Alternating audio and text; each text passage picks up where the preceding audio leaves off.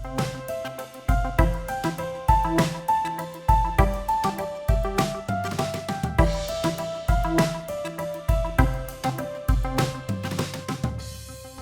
World assistive technology day. সারা বিশ্বের ন্যায় বাংলাদেশে এবারই প্রথম এই দিবসটি পালন করা হচ্ছে।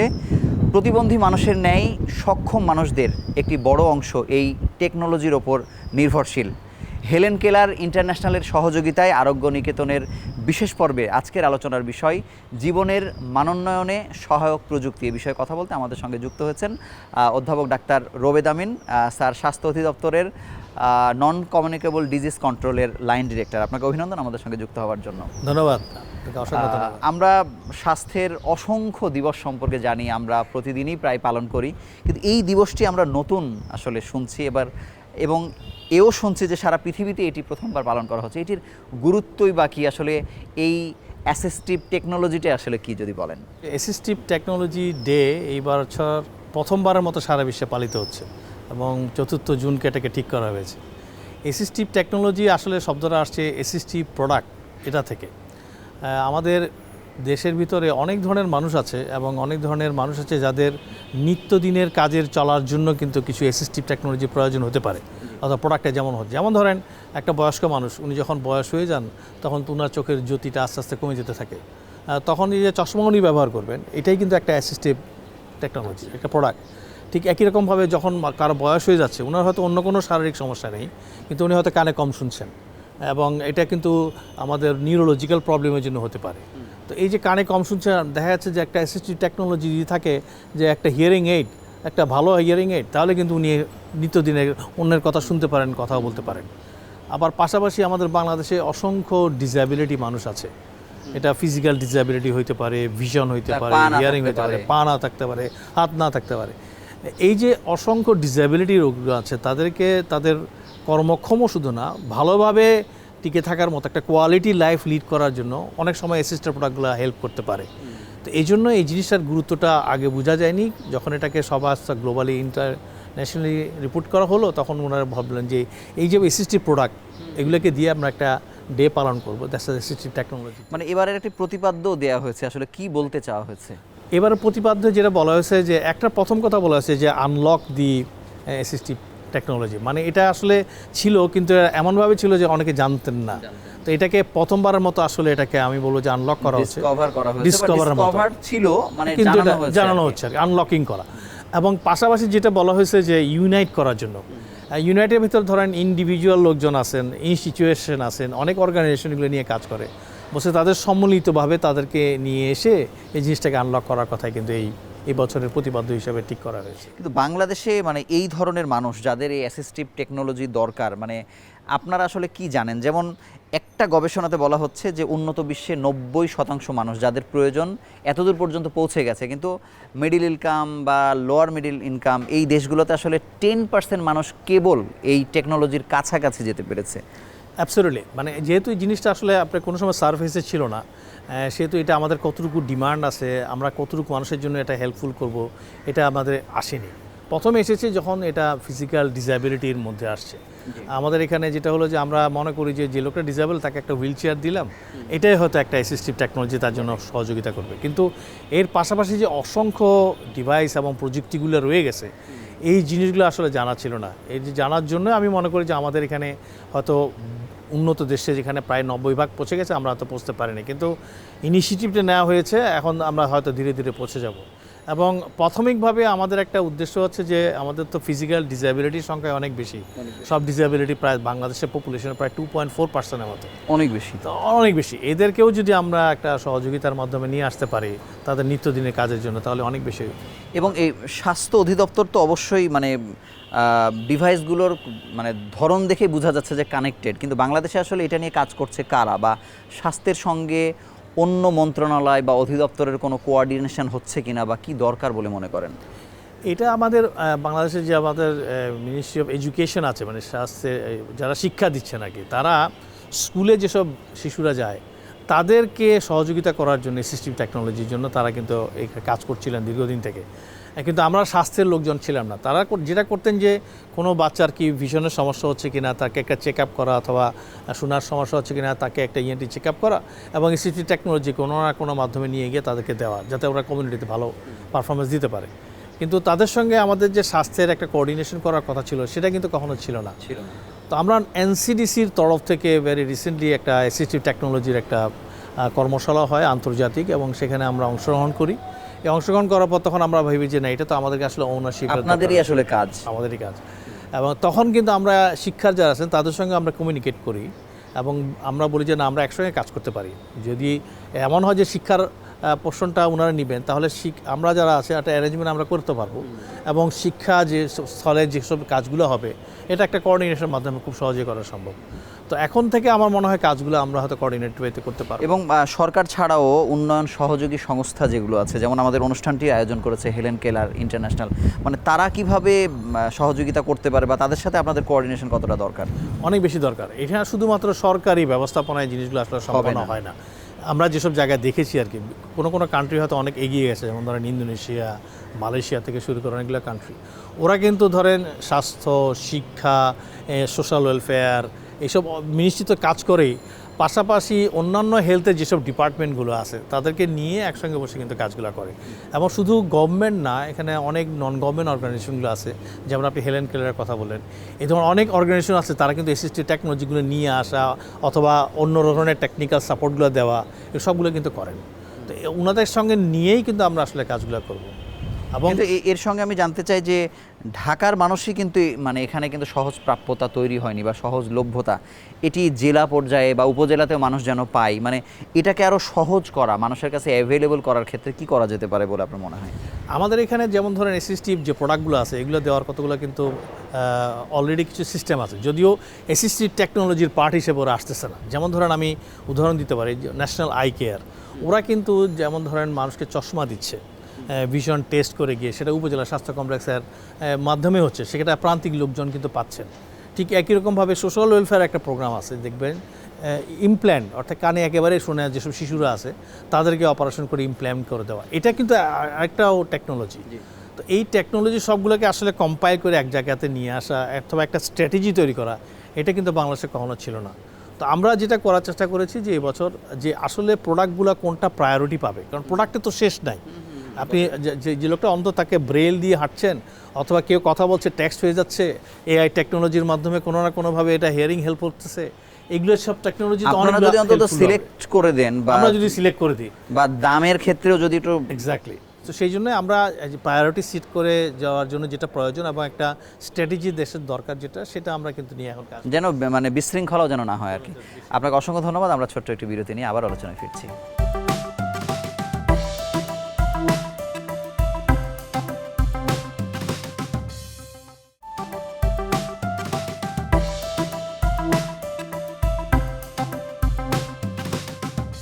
আরোগ্য নিকেতনের এই পর্যায়ে আমাদের সঙ্গে যুক্ত হচ্ছেন জাতীয় প্রতিবন্ধী ফাউন্ডেশনের পরিচালক আজমুল হক। আপনাকে অভিনন্দন আমাদের সঙ্গে যুক্ত হওয়ার জন্য। আপনাকে ধন্যবাদ। আসসালামু আলাইকুম। ওয়ার্ল্ড অ্যাসিস্টিভ টেকনোলজি ডে এবার সারা বিশ্বে তো প্রথমবার পালিত হচ্ছে। প্রতিবন্ধীদের বলা যায় সবারই আসলে এই অ্যাসিস্টিভ টেকনোলজির প্রয়োজন হয়। আপনারা আসলে কিভাবে এটা ডিস্ট্রিবিউট করছেন বা আসলে সবারই আসলে লাগে কিনা? আসলে অ্যাসিস্টিভ টেকনোলজি আপনার সাধারণ মানুষেরও লাগে, বয়স হয়ে গেলে, আবার প্রতিবন্ধীদের তো লাগেই।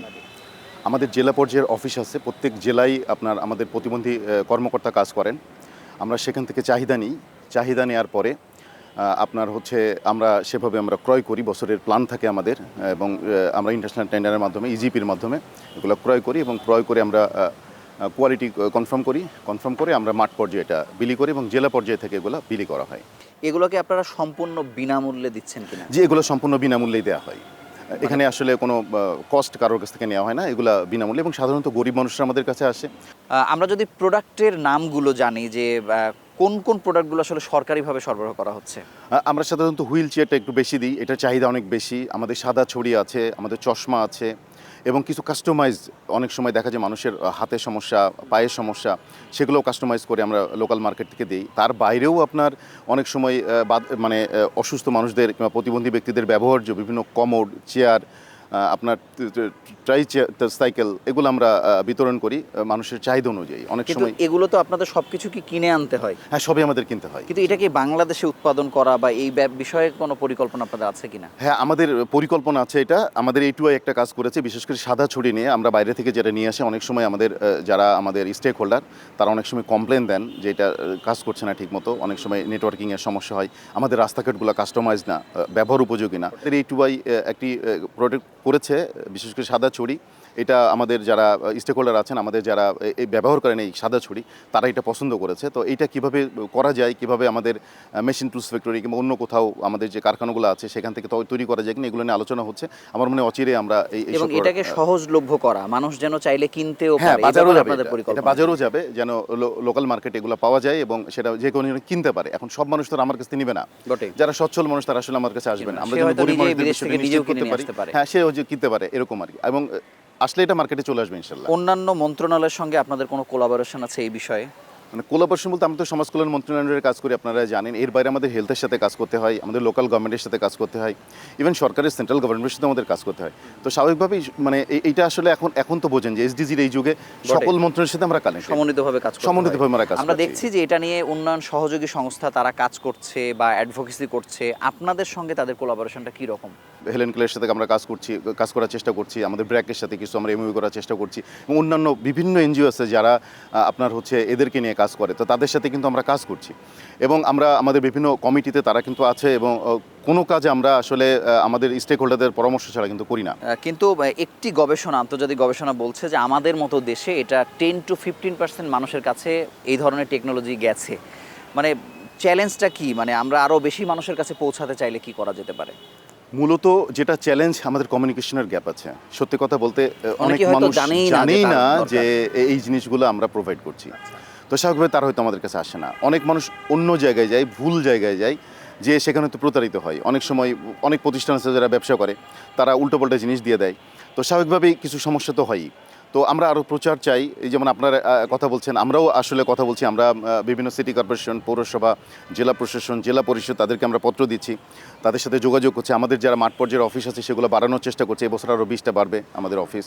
তো এরকম আর কি, আমরা যেন প্রত্যেকটা উপজেলায় যেতে পারি, আমাদের এই অফিসগুলো যেন উপজেলাতে যায়। এটি যেহেতু আপনারা বিনামূল্যে দেন এবং রুট পর্যায় পর্যন্ত আপনারা দেওয়ার চেষ্টা করেন, সেক্ষেত্রে একজন প্রতিবন্ধী জানার পরে যদি মনে করে যে আমার আসলে এই সাদা ছড়ি বা অন্য অ্যাসিস্টিভ টেকনোলজি দরকার, কিভাবে আপনাদের পর্যন্ত আসবে বা অ্যাপ্লাই করবে কি? না, আমাদের জেলা পর্যায়ে তো কর্মকর্তা আছে, আমাদের অফিস আছে, সেখানে যোগাযোগ করে। সেখানে তো তারা সেবাও নেয়, তারা সেখানে চিকিৎসা নেয়, তো থেরাপি নেয়। তো আলটিমেটলি সেখানে যখন তারা যায় তখন তো ওখান থেকে আবেদন একটা করে, আমাদের ফর্ম আছে, সেই আবেদনের ফর্ম করলে আবেদন আমাদের কর্মকর্তারা আমাদের কাছে পাঠিয়ে দেন।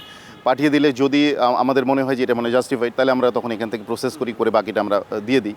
অনেক সময় আমরা আমাদের অফিসে এই প্রোডাক্টটি পাঠাই এবং সেখান থেকে তারা বিলি করে। যদিও এই দিবসটা এই প্রথম পালিত হচ্ছে সারা বিশ্বে, কিন্তু আপনারা কত আগে থেকে এটা নিয়ে কাজ করছেন? না, আমরা তো ধরেন আমাদের 2013 সাল থেকে আমরা এটা নিয়ে একটু পুরোপুরি কাজ করছি। তার আগে তো আইনের কিছু ব্যাপার ছিল, সমাজসেবা অধিদপ্তর এটা কাজ করতো, আমরা জাস্ট আলাদা হয়েছে তাদের থেকে, এবং আমরা তাদের কাজটাই ক্যারি অন করছি। দীর্ঘদিন ধরেই কিন্তু আমাদের এই সরকার কিন্তু কাজ করছে। আচ্ছা, আপনাদের অভিজ্ঞতা কি বলে, যাদেরকে আপনারা এগুলো দিচ্ছেন, যারা ব্যবহার করছে, তাদের কোয়ালিটি অফ লাইফ কতটা পরিবর্তন হয় এগুলো ব্যবহার করার পরে? এখন বিষয়টা হচ্ছে এরকম যে একটা মানুষ যখন চলাচল করতে পারে, ধরেন একটা মানুষ, সে খুব রিসেন্টলি একটা কথা বলি, সেটা হচ্ছে একটি বাচ্চা আসছে আমাদের কাছে, তানভীর নাম, সে বলছে যে তার একটা মোটরসাইকেল লাগবে। তো মোটরসাইকেল, সে যেহেতু প্রতিবন্ধী, তো মোটরসাইকেল সে দেখেছে এবং সে দোকানও দেখেছে। তো আমরা সার্চ করে দেখলাম একটা মোটরসাইকেলের দাম অনেক, ধরেন 5-7 লাখ টাকা। আমরা হয়তো অ্যারেঞ্জ করতে পারবো না, আমরা এখন সার্চ করতেছি যে কোনো সহযোগী প্রতিষ্ঠানের মাধ্যমে সেটা সম্ভব কিনা। এইটা হয়তো আমরা খুব তাড়াতাড়ি তার জন্য আমরা চেষ্টা করবো। এই যে ব্যাপারটা হচ্ছে এরকম যে সে দেখেছে যে এটা সহজে চালানো যায়, তো যত দিন যাচ্ছে তত কিন্তু মডিফাই হচ্ছে, আপনার অ্যাসিস্টিভ টেকনোলজি মডিফাই হচ্ছে, মানুষজন দেখছে। এবং এখন তো ইন্টারনেটের যুগ, গুগল করলে কিন্তু আমাদের সবই দেশে না পাচ্ছে থাকলেও অন্য কোথাও আছে কিনা সেটাও তারা সার্চ করতে পারছে, এবং মানুষের চাহিদার কথা কিন্তু আমাদের বলতে পারছে। এবং দেশীয় যে প্রযুক্তিতে মানুষ তার বাধ্য হয়ে যে প্রযুক্তির কাছে যাচ্ছে, সেগুলোকে মডিফাই করে এটার একটা জাতীয় রূপ দেয়া, মানে সেটির ব্যাপারে আপনারা কোনো চিন্তা করেছেন কিনা বা কাজ করছেন? এখন সরকারের একটা প্ল্যানই আছে যে আমাদের একটা কারখানা করতে হবে। এখন একটা কারখানা করলে এগুলো আর অনেক স্টাডির বিষয় আছে, কাজ করছে নতুনভাবে, আমাদের আইনটা হয়েছে, আমরা সবাই মিলেই কাজ করছি সরকারের সাথে, আমরা বিভিন্ন এনজিওর সাথে। তো স্বাভাবিকভাবে চাহিদা যেহেতু আছে, আমাদেরকে কাজগুলো করতে হবে। টু বি ফ্র্যাঙ্ক, যে এই কাজগুলো করা ছাড়া আমাদের উপায় নেই। একটা সমাজের একটা বড় অংশ আপনার আনটাচ থাকবে, এটা হইতে পারে না, এবং তাদেরকে যদি আমরা নিয়ে আসতে পারি, আমরা দেখেছি আমাদের বাচ্চারা অনেক অনেক ভালো করে। আমাদের এখানে একটা বাচ্চা আছে, সে ছবি এঁকে বলে, এত সুন্দর পোর্ট্রেটাকে যে আপনি কল্পনা করতে পারবেন। সে কথা বলতে পারে না, কানে শোনে না, বাট সে কিন্তু চমৎকার পোর্ট্রেট আঁকে। তো এই যে কোয়ালিটিগুলো, এগুলো যদি আমরা না নিয়ে আসতে পারি আমাদের সমাজে, তো আমাদের সমাজকে এগোনো যাবে। এই টেকনোলজি আপনারা কত বছর বয়স থেকে কত বয়স পর্যন্ত আসলে দেন? এটার কোনো ধরাবাঁধা নিয়ম আছে? এইরকম কোনো ধরাবাঁধা নিয়ম নেই। যখন ডাক্তাররা সাজেস্ট করেন, আমাদের যারা থেরাপিস্ট আছেন তারা সাজেস্ট করেন, যারা পাওয়ার যোগ্য তাদেরকে আমরা দিই। এবং এই পর্যায় থেকে ভবিষ্যতের জন্য আপনাদের সুনির্দিষ্ট লক্ষ্য কি অ্যাসিস্টিভ টেকনোলজির ক্ষেত্রে? শুধু অ্যাসিস্টিভ টেকনোলজি না, আমি বলবো যে আমাদের সুনির্দিষ্ট লক্ষ্যমাত্রা হচ্ছে এরকম যে আমরা যেন আমাদের এই যে প্রতিবন্ধী গোষ্ঠী, আমরা বলি সুবর্ণ মানুষ, আমাদের মাননীয় প্রধানমন্ত্রী টার্মটা ব্যবহার করেন, তো এই মানুষগুলো যেন সমাজের মূল ট্র্যাকে ফিরে আসতে পারে। আমি শুধু ছোট করে জানতে চাই, অ্যাসিস্টিভ টেকনোলজি বা অন্য কিছুর ক্ষেত্রে প্রতিবন্ধীদের যে বিশাল জনগোষ্ঠী বাংলাদেশে আছে, তাদের কত অংশের মধ্যে কাছে আপনারা পৌঁছতে পেরেছেন? এইটা কিন্তু এইভাবে বলা খুব কষ্ট। যেমন ধরেন আমরা সব জেলায় আছি, আমাদের অফিস আছে, প্রত্যেক উপজেলায় আমাদের অফিস নেই, আমাদের স্কুল আছে, স্কুল কার্যক্রম আছে, আমাদের বিভিন্ন প্রজেক্ট নেওয়া হচ্ছে, কাজ হচ্ছে, আমাদের ধরেন স্পোর্টস কমপ্লেক্স একটা হচ্ছে। তো সব মিলিয়ে কিন্তু আমরা সব জায়গায় কিন্তু কাজ করছি। একটা বিষয় হচ্ছে যে আগে বিভিন্ন প্রতিষ্ঠান কাজ করতো, প্রতিবন্ধীদেরকে সমাজসেবা অধিদপ্তর কাজ করতো, তো এখন আমাদের এনডিটি ট্রাস্ট হয়েছে, আমাদের প্রতিবন্ধী ফাউন্ডেশন হয়েছে, ইভেন এখনও আমাদের যে অধিদপ্তর আছে সমাজসেবা অধিদপ্তর, তারাও কাজ করে। এবং আমরা চাই যে এই মানুষগুলো যেন কোনোভাবে পিছিয়ে না থাকে, এবং এই পিছিয়ে থাকা মানুষগুলোকে যদি আমরা আমাদের হাত ধরে আমাদের সামনে এগিয়ে নিয়ে আসতে পারি, তাহলে আমাদের রাষ্ট্রের জন্য সেটা ভালো হবে, আমাদের জন্য ভালো হবে, প্লাস বাবা মাকে টেনশন করতে হবে না যে তারা মারা গেলে এই বাচ্চাগুলো কোথায় যাবে। আপনাকে অসংখ্য ধন্যবাদ। আমরা ছোট্ট একটি বিরতি নিয়ে আবার আলোচনায় ফিরছি। আপনাকে অসংখ্য ধন্যবাদ।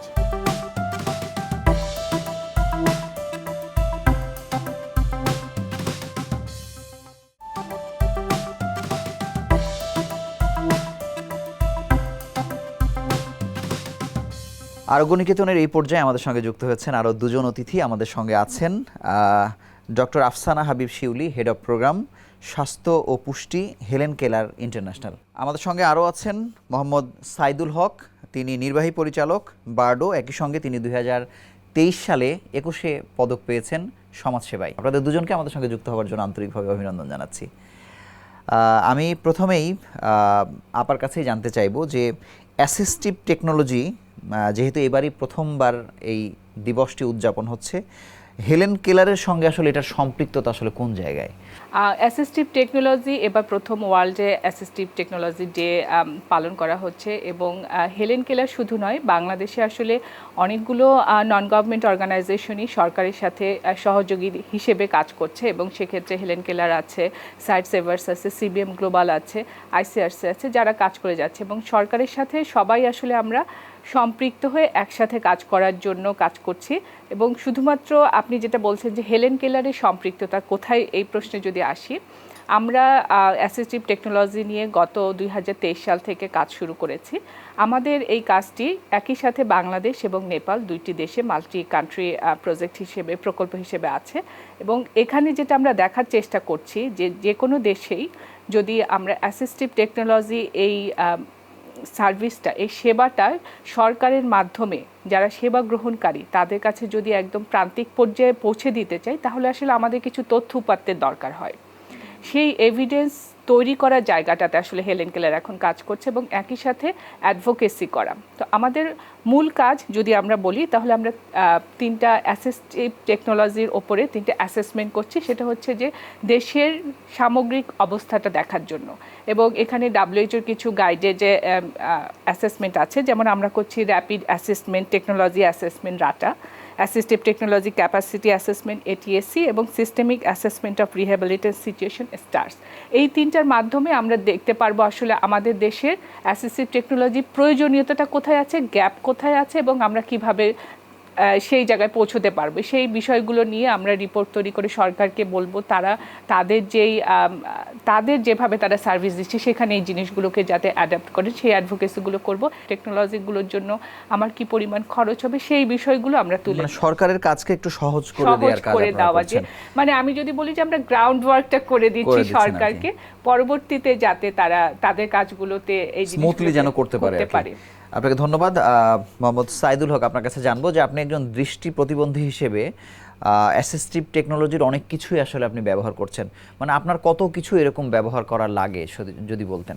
সত্যিকার অর্থে যদি অ্যাসিস্টিভ টেকনোলজি না থাকতো, তাহলে আমার মতো বা যারা চোখে দেখে না তাদের পক্ষে সামনে এগিয়ে যাওয়া একটা কঠিন ব্যাপার ছিল। প্রথমেই আসি, আমরা ব্রেইল পদ্ধতিতে আমরা লেখাপড়া করেছি। দ্বিতীয়ত আমরা ইউজ করেছি, আমরা সাদা ছড়ি ব্যবহার করছি। আপনারা জানেন এই সাদা ছড়িটিকে এটা এখন ডিজিটাল সাদা ছড়ি হিসাবে পাওয়া যায়। তারপরে আমরা ক্যালকুলেটর ব্যবহার করছি, টকিং ক্যালকুলেটর ব্যবহার করছি। আপনারা জানেন যে এখন আপনারা যে কম্পিউটারটি ব্যবহার করছেন, এই কম্পিউটারটি এখন আমরাও ব্যবহার করছি। আমরা শুধুমাত্র এখানে একটি সফটওয়্যার ইনস্টল করে আমরা এই কম্পিউটারটি ব্যবহার করছি। আজকে মোবাইল ফোনের যুগ, টেকনোলজির যুগ, আমরা কিন্তু মোবাইল ফোন ব্যবহার করছি। সেই মোবাইল ফোনের মধ্যে আমাদের কি রয়েছে, একটি অতিরিক্ত সফটওয়্যার রয়েছে যেটাকে বলে টকিং সফটওয়্যার রয়েছে। আমরা এই সফটওয়্যারের মাধ্যমে সমস্ত ধরনের যে টেকনোলজিগুলো আছে, দৃষ্টি প্রতিবন্ধী বলি, তারা এটা ব্যবহার করছে।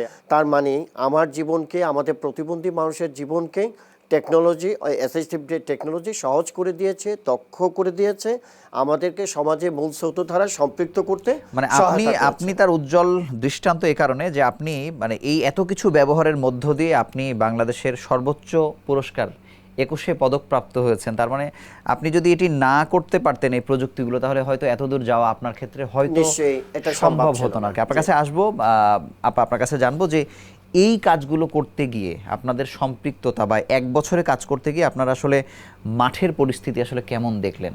মানে কি পরিমাণ মানুষ আসলে এগুলো ব্যবহার করতে পারছে বা এগুলোর বাইরে বা কি পরিমাণ মানুষ আছে?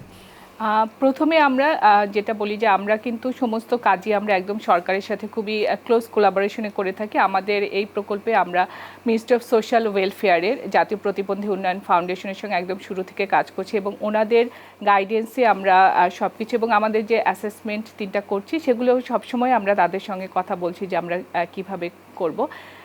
আপনি যেটা বলছেন যে মাঠ পর্যায়ে আসলে আমরা যখন করলাম আমাদের অ্যাসেসমেন্টগুলোর ফাইন্ডিংস চলে এসছে, যেটা দেখা যাচ্ছে যে অ্যাসিস্টিভ টেকনোলজির ক্ষেত্রে কিন্তু 10 থেকে 15 ভাগ লোক যাদের দরকার আছে, তাদের 10 থেকে 15 ভাগ হয়তো বা সেই টেকনোলজিটা ব্যবহার করতে পারছে। বাকি 85 ভাগই কিন্তু টেকনোলজির দরকার আছে কিন্তু সে সেই সুবিধাটা নিতে পারছে না। এই নিতে না পারার কারণগুলো কি দেখেছেন? নিতে না পারার একটা বড় কারণ যেটা আমাদের অ্যাসেসমেন্টগুলোতে উঠে এসেছে সেটা হচ্ছে একটা তাদের অ্যাভেলেবিলিটি, মানে তাদের যে সহজলভ্যতা, সেই ক্ষেত্রে আমাদের অ্যাসিস্টিভ টেকনোলজিতে এখনো অনেক দূর রয়ে গেছে। ধন্যবাদ।